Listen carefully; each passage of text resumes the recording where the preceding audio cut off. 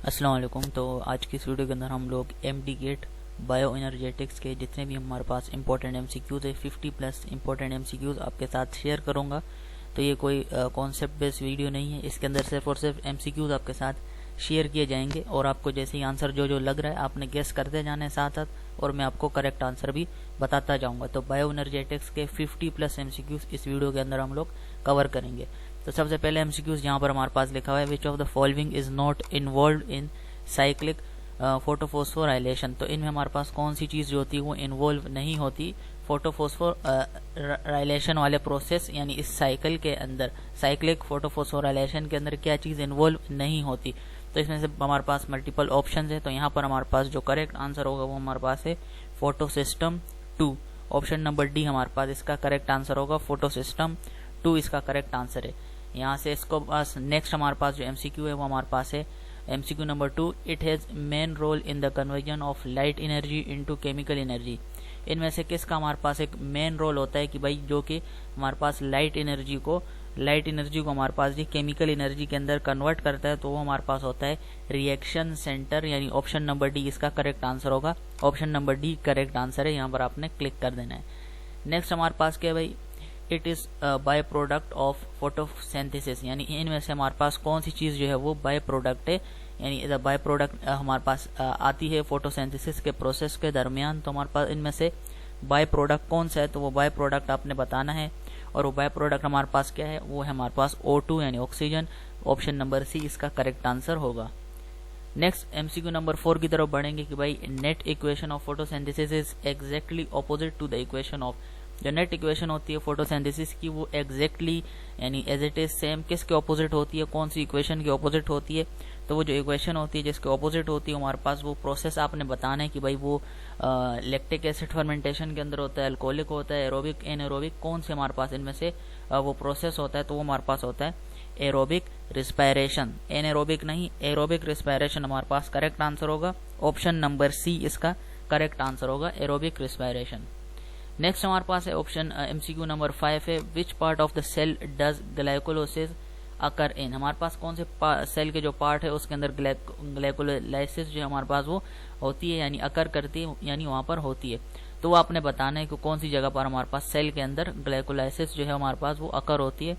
तो वो पार्ट आपने बताना है सेल का, तो हमारे पास होता है साइटोप्लाज्म। यहाँ पर ऑप्शन नंबर सी इसका करेक्ट आंसर होगा, साइटोप्लाज्म। नेक्स्ट है pyruvic acid is acid of, यानी पायरोविक एसिड जो है वो एसिड है, किस चीज का एसिड है, यानी वो कितने कार्बन कंपाउंड से मिलकर हमारे पास जो बना है। तो वो कार्बन कंपाउंड्स आपने बताने कि भाई वो 5 है, 6 है, 7 है या फिर 3 है। तो आपने वो एग्जैक्ट कार्बन बताने हैं, कार्बन कंपाउंड। तो हमारे पास जो कार्बन कंपाउंड होते हैं पायरोविक एसिड के, वो हमारे पास एसिड होता है कितने कार्बन कंपाउंड का, तो हमारे पास होता है 3 कार्बन कंपाउंड, यानी ऑप्शन नंबर डी इसका करेक्ट आंसर होगा। नेक्स्ट एमसीक्यू नंबर 7 है बायोएनर्जेटिक्स का, the enzyme which is used in Calvin cycle is, यानी वो एंजाइम आपने बताना है जो केल्विन साइकिल के अंदर हमारे पास यूज होता है। तो वो कौन सा एंजाइम होता है। अब यहाँ पर मुख्तलिफ एंजाइम्स मौजूद होंगे, इनमें से आपने करेक्ट आंसर बताना है। और वो हमारे पास जो एंजाइम मौजूद होता है केल्विन साइकिल के दरमियान जो एंजाइम यूज होता है वो हमारे पास कौन सा है, रोबिस्को, यानी option number D rubisco is the correct answer. Next हमारे पास एमसीक्यू के photophosphorylation takes place in dash of the chloroplast. जो फोटोफोस्फोराइलेशन प्रोसेस है हमारे पास कहाँ पे टेक प्लेस करता है, डैश ऑफ द क्लोरोप्लास्ट, यानी क्लोरोप्लास्ट के कौन सी जगह पे हमारे पास जो है फोटोफोस्फोराइलेशन जो है वो प्रोसेस अकर करता है या टेक प्लेस करता है। तो वो जगह आपने बतानी है, और वो जगह हमारे पास कौन सी होती है, ग्रेनम होती है, यानी option number B is the correct answer, granum. Next हमारे पास क्या है, xanthophyll is a pigment having, यानी जेंथ्रोफिल जो हमारे पास है वो एक पिगमेंट है, उसको क्या होता है, यानी हैविंग, यानी हैविंग आगे लिखा है, हमें नहीं पता क्या चीज पूछी जा रही है। तो यहाँ पे कलर पूछा जा रहा है कि भाई ये एक पिगमेंट है जिसका कलर क्या होता है। तो इसका कलर आपने बताना है, और इसका कलर क्या होता है, इसका कलर हमारे पास होता है येलो कलर, इसका होगा करेक्ट आंसर है ऑप्शन नंबर ए। नेक्स्ट हमसे हमारे पास है the product of anaerobic respiration in animal is, यानी जो प्रोडक्ट होता है एनएरोबिक रेस्पिरेशन एनिमल्स के अंदर जो एनएरोबिक रेस्पिरेशन होती है उसका जो हमारे पास प्रोडक्ट होता है वो क्या होता है, उस प्रोडक्ट के बारे में आपने बताना है कि वो कौन सा प्रोडक्ट होता है। यानी यहाँ पर ये एसिड लिखे हुए हैं, उसके बाद अल्कोहल है, NADPH2 है, इनमें से कौन सा वो बाय प्रोडक्ट है हमारे पास एनारोबिक रेस्पिरेशन जो एनिमल्स के अंदर होती है उनका प्रोडक्ट कौन सा होता है, तो हमारे पास होता है लैक्टिक एसिड, यानी ऑप्शन नंबर बी इसका करेक्ट आंसर है। नेक्स्ट एमसीक्यू हमारे पास है acetyl CoA loses CoA and combines with a 4 carbon compound which is, तो हमारे पास वो किसके साथ कंबाइन करते हैं, यानी 4 कार्बन कंपाउंड के साथ कंबाइन करते हैं, जो कि हमारे पास कौन सा है, तो 4 कार्बन कंपाउंड इनमें से कौन सा है वो आप जब बता दोगे तो आपके पास डायरेक्टली आंसर आ जाएगा। तो वो हमारे पास होता है ऑक्जेलो एसिटिक एसिड, ऑक्जेलो एसिटिक एसिड, यानी ऑप्शन नंबर ए हमारे पास इसका करेक्ट आंसर है कि वो कौन सा 4 कार्बन कंपाउंड होता है हमारे पास, जो है हमारे पास ऑक्जेलो एसिटिक एसिड। नेक्स्ट है भाई the photosynthetic pigments can be separated by a process called, हमारे पास जो फोटोसिंथेटिक पिगमेंट्स होते हैं उनको हम सेपरेट करते हैं एक प्रोसेस के थ्रू, उस प्रोसेस का नाम आपने बताना है कि वो कौन सा प्रोसेस होता है, रेस्पिरेशन होता है, पेपर क्रोमेटोग्राफी होती है, हाइड्रोलाइसिस होता है या फिर बायो एनर्जेटिक होता है। तो फोटोसिंथेसिस पिगमेंट जिसको हम सेपरेट करते हैं उस प्रोसेस का नाम हमने बताना है और वो हमारे पास होता है पेपर क्रोमेटोग्राफी। तो पेपर क्रोमेटोग्राफी यानी ऑप्शन नंबर बी इसका करेक्ट आंसर होगा, पेपर क्रोमेटोग्राफी। नेक्स्ट हमारे पास क्या है, wines and beers are form due to dash process, यानी वाइन्स और बियर्स जो हमारे पास बनते हैं वो किस प्रोसेस के थ्रू बनते हैं, इनमें से वो प्रोसेस का नाम आपने बताना है। वाइन्स और बियर्स किस प्रोसेस के थ्रू बनते हैं, तो वो हमारे पास जिस प्रोसेस के थ्रू बनते हैं हमारे पास वो प्रोसेस कहलाता है फर्मेंटेशन के प्रोसेस के थ्रू हमारे पास वाइन्स और बियर्स जो हमारे पास वो बनती है।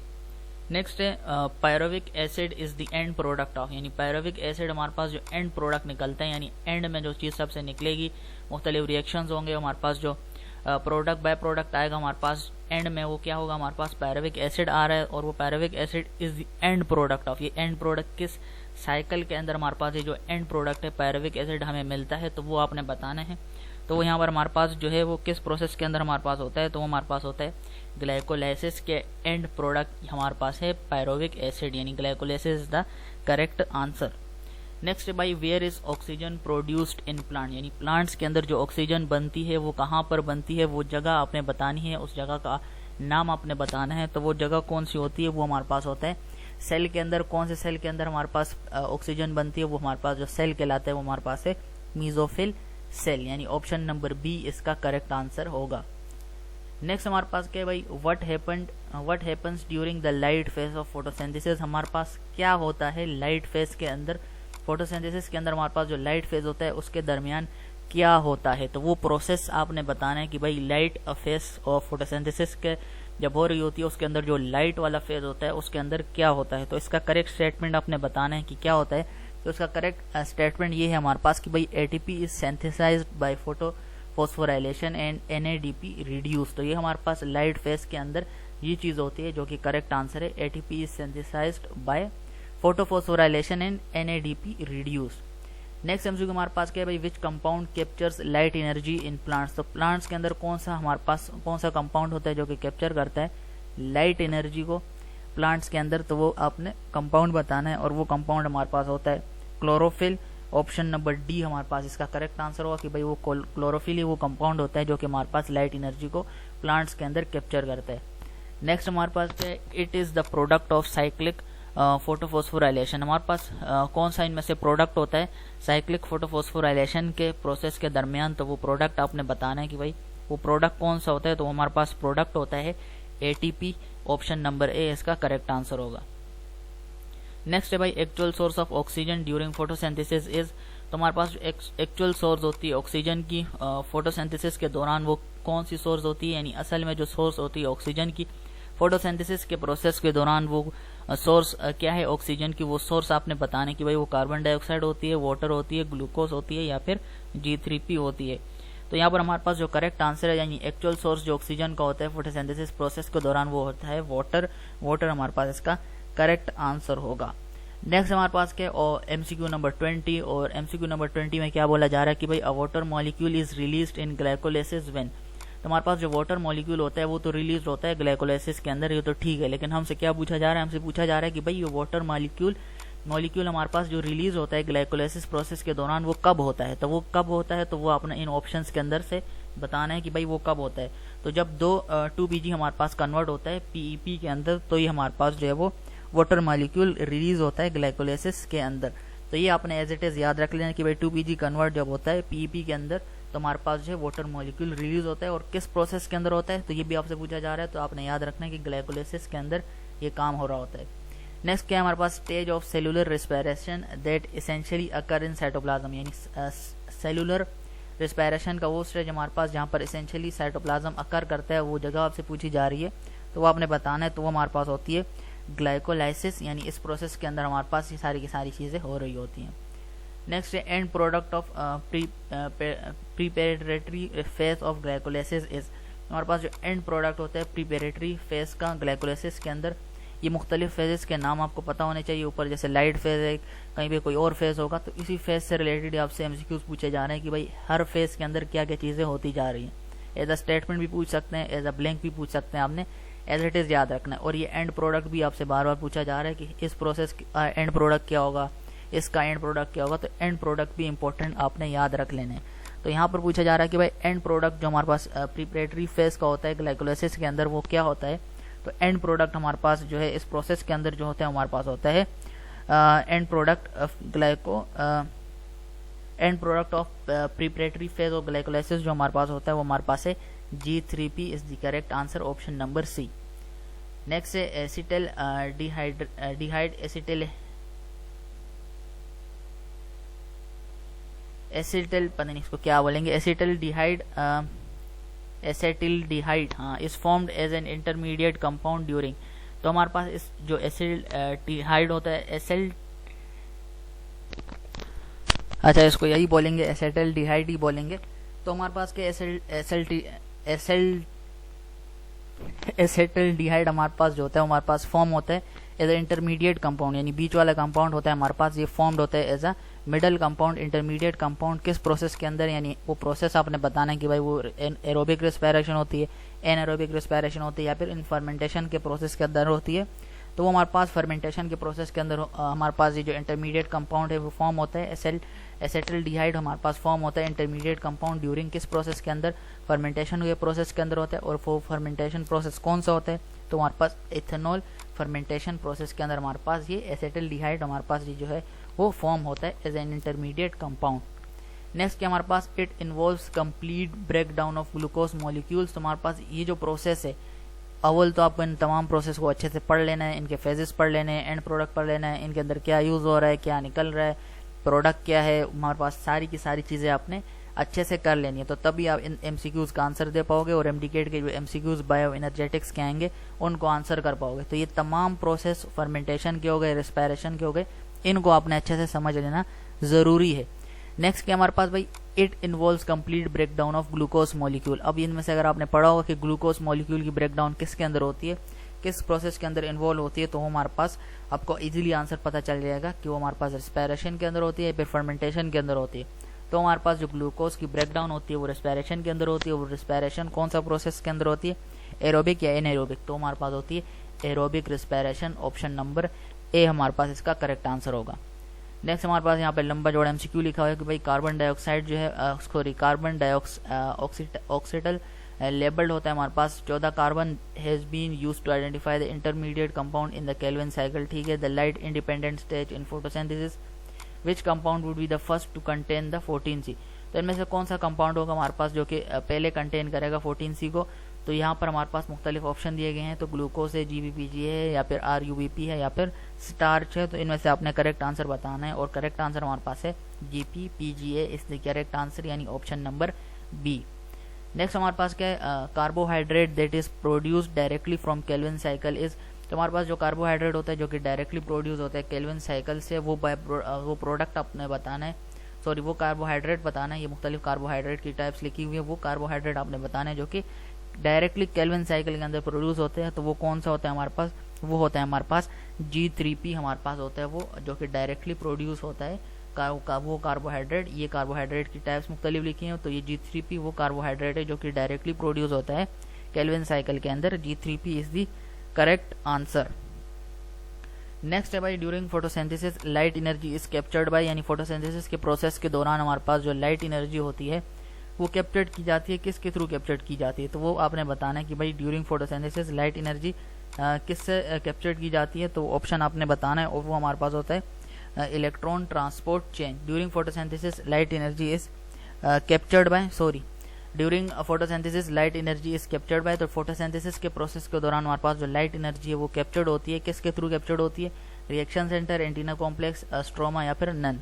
तो इसमें जो करेक्ट आंसर है वो हमारे पास होगा एंटीना कॉम्प्लेक्स के थ्रू हमारे पास जो है फोटोसिंथेसिस के प्रोसेस के दौरान लाइट एनर्जी जो है वो कैप्चर की जाती है। ऑप्शन नंबर बी इसका करेक्ट आंसर होगा।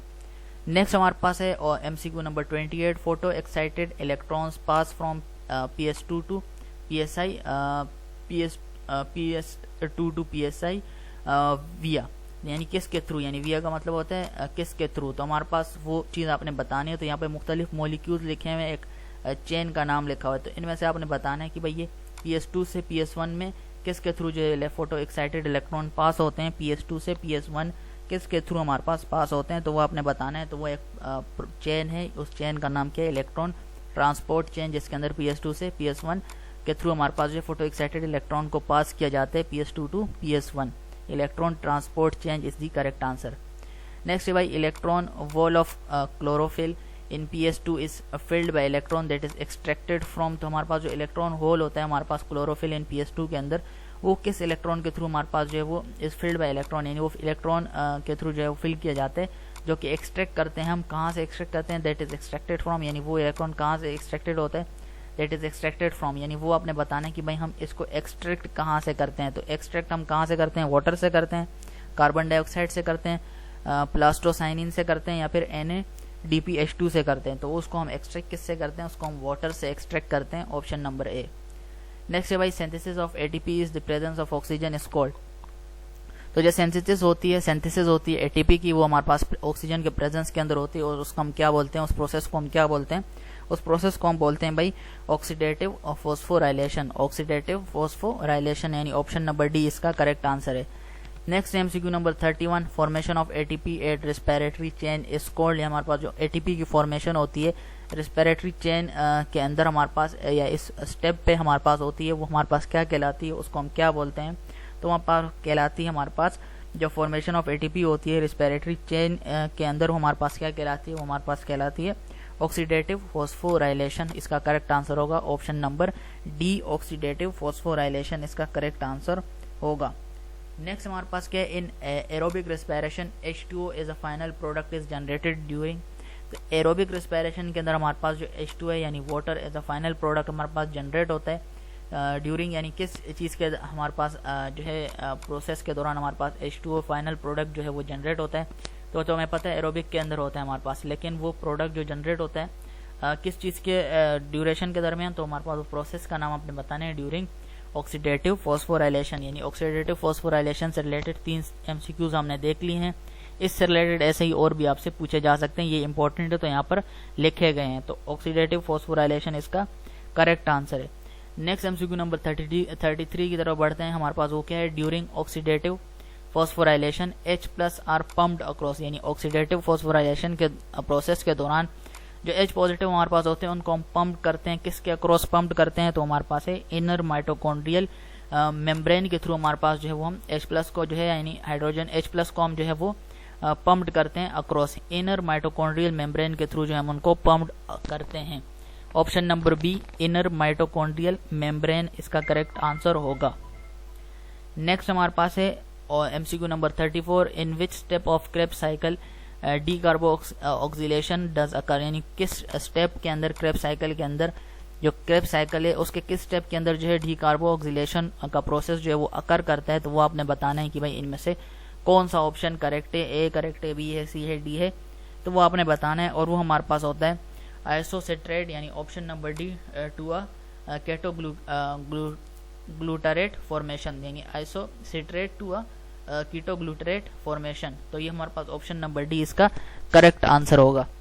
नेक्स्ट है भाई number of ATP generated by one Krebs cycle at substrate level is, ये चीज़ आपने याद रखनी है। साइकिल तो हो गया, लेकिन लेवल कौन सा है हमारे पास, वो चीज़ फेज कौन सी है, ये चीज़ आपको भी याद होना ज़रूरी है कि भाई नंबर ऑफ ATP तो जनरेट होते हैं भाई एक क्रेब्स साइकिल के अंदर कितने नंबर ऑफ ATP जनरेट होते हैं, लेकिन कौन से लेवल, यानी सबस्ट्रेट लेवल की बात हो रही है।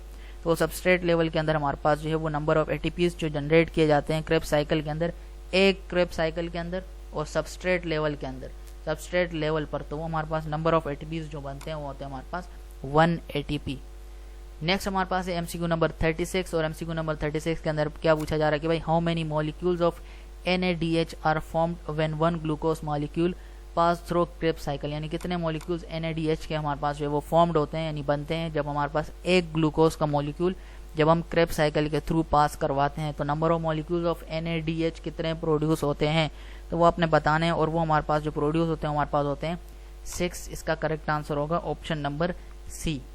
नेक्स्ट हमारे पास क्या MCQ number 37 by during Krebs cycle FADH2 is form during conversion of.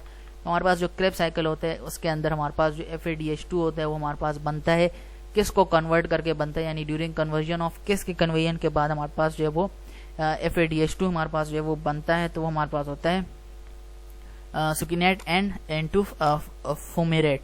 तो ये सुकिनेट इनटू फुमेरेट हमारे पास बनता है, तो उसके बाद ही हमारे पास क्या होता है कन्वर्जन होती है FADH2 हमारे पास उसके बाद ही फॉर्म होता है, यानी ऑप्शन नंबर सी इसका करेक्ट आंसर होगा। नेक्स्ट है MCQ number 38 which of the following directly इंटर्स in Krebs cycle. हमारे पास इनमें से कौन सी चीज जो है वो इंटर हम करते हैं डायरेक्टली क्रेब्स साइकिल के अंदर, तो वो आपने बताना है इनमें से किसको हम डायरेक्टली इंटर करते हैं। हमारे पास होता है एसिटाइल COA, हमारे पास इसका करेक्ट आंसर होगा option number D acetyl COA। Next है भाई MCQ number 39 net production of ATP molecules in a prokaryotic cell when a glucose molecule is completely oxidised is. तो इनमें से हमारे पास जो नेट प्रोडक्शन होती है ATP मॉलिक्यूल्स की प्रोकैरियोटिक सेल के अंदर वो आपने बतानी है जब ग्लूकोज मॉलिक्यूल जो है वो कंप्लीटली ऑक्सीडाइज्ड हो तब। तो नेट प्रोडक्शन ATP मॉलिक्यूल्स की प्रोकैरियोटिक सेल के अंदर कितनी होगी तो हमारे पास होगी 38 ATP होगी। नेक्स्ट हमारे पास क्या which of these processes will not occur at the absence of O2।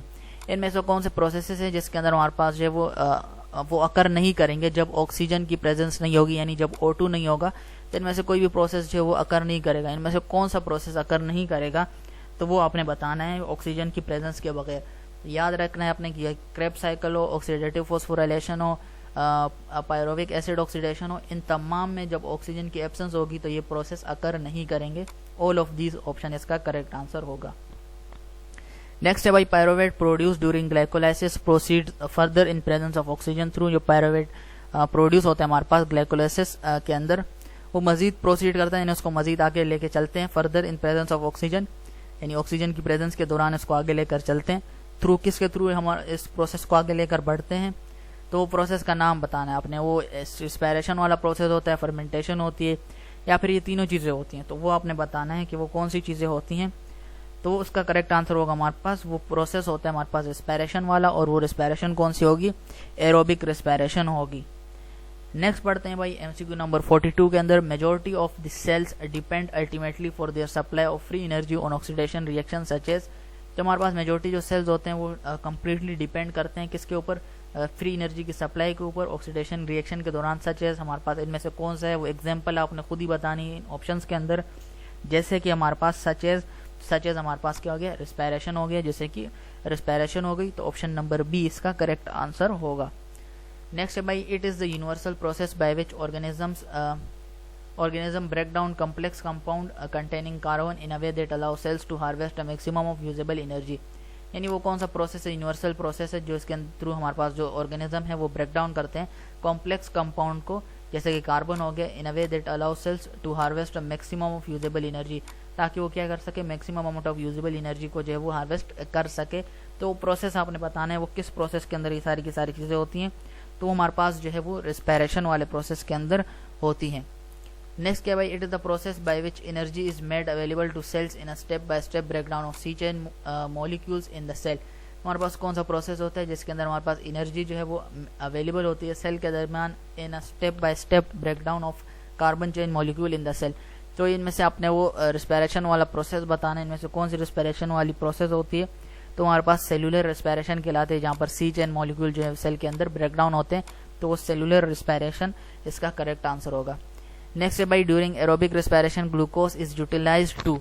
तो एरोबिक रिस्पायरेशन के अंदर हमारे पास जो है वो ग्लूकोज जो है उसको हम यूटिलाइज करते हैं, कहाँ पे करते हैं कैसे करते हैं, तो वो आपने बताना है कि भाई पायरोवेट होता है, लैक्टेट होता है, इथाइल अल्कोहल होता है, या H2 और CO2 होता है। तो इसका करेक्ट आंसर हमारे पास है H2O CO2 एंड एनर्जी। यहाँ पर ये जो @AMP लिखा हुआ है इसका मतलब है एंड, H2O CO2 यानी water carbon dioxide and energy.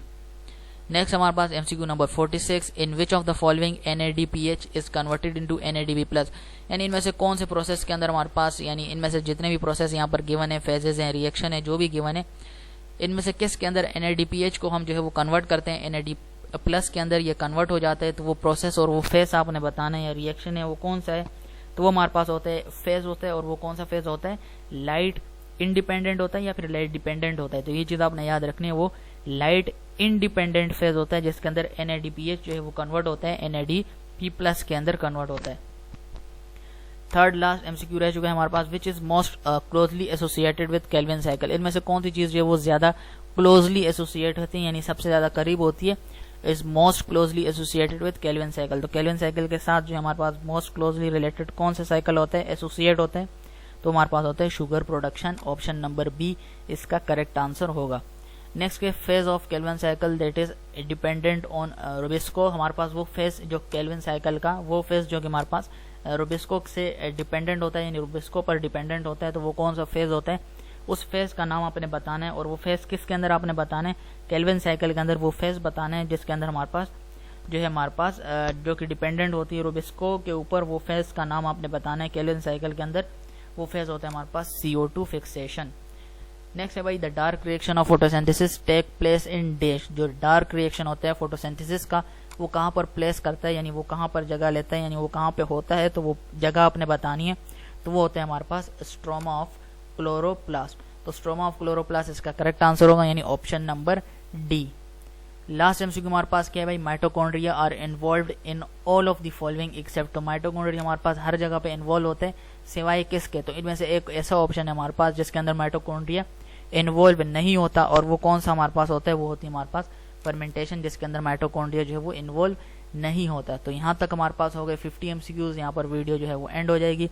Bio energetic chapter के 50+ MCQs MDCAT के लिए जितने भी इंपॉर्टेंट थे 50 MCQs, वो तमाम के तमाम आपके साथ शेयर कर दिए गए हैं। अब इनमें से अगर कोई ना कोई गलती हो गई हो, नीचे कमेंट के अंदर आपने बता देना है, ऐसे ही धड़ाधड़ बता दिया option number 4 is not correct, ये नॉट करेक्ट, वो नॉट करेक्ट। जो गलत है उसको आपने बता दिया, और उसका जो करेक्ट आंसर क्यों नहीं है, या फिर ये करेक्ट है गलत क्यों है, तो वो आप बता दें, या फिर करेक्ट क्यों है उसको आपने एक्सप्लेन भी कर देना है। एज इट इज जाके नहीं लिख देना कि भाई ये गलत है बस जान छुड़ा के निकल गए। अगर आप प्रॉपर एक्सप्लेन करोगे तो जो देख रहे हैं उनको भी हेल्प मिलेगी, वो नीचे कमेंट के अंदर जाकर उसको करेक्ट कर सकते हैं। ये वीडियो बन रही है तो जरूरी नहीं है मैं समझाने यहाँ पे नहीं बैठा हूँ, मैं सिर्फ और सिर्फ आपके साथ MCQ शेयर कर रहा हूँ। तो आप खुद बताओगे कि भाई यहाँ पे ये गलत हो गया, तो बाकी स्टूडेंट्स को भी हेल्प मिलेगी। तो उम्मीद करता हूँ ये वीडियो आपको पसंद आई होगी। अब ये प्रॉपर सीरीज चलती जाएगी, इसी तरह की MDCAT से रिलेटेड वीडियोस आती जाएंगी, फिजिक्स की, केमिस्ट्री की, बायोलॉजी की। तो आपने इन तमाम वीडियोस को देखते जाना है, और ये एक टेस्ट प्रिपरेशन टाइप वीडियोस हैं, तो इनको आपने लाजमी देखना है। नेक्स्ट वीडियो के अंदर मिलेंगे। अल्लाह हाफिज।